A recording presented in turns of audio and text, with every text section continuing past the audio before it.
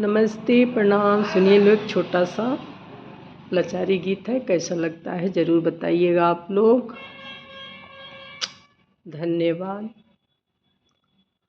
हमरा सब्जी के मसाला ना बुझाला राजा जी, हमरा सब्जी के मसाला ना बुझाला राजा जी, तोहरी माई के बात ना सहाला राजा जी, तोहरा माई के बात ना सहाला राजा जी।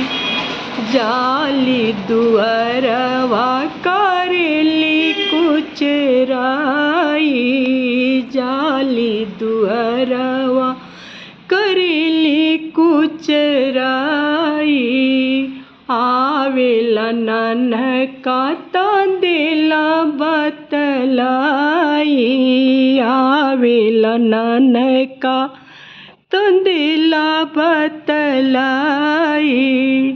एक बेर उनका समझा दे राजा जी, एक बार उनके समझा दे राजा जी, रउरा माई के बात ना सहाला राजा जी, रउरे माई के बात ना सहाला राजा जी।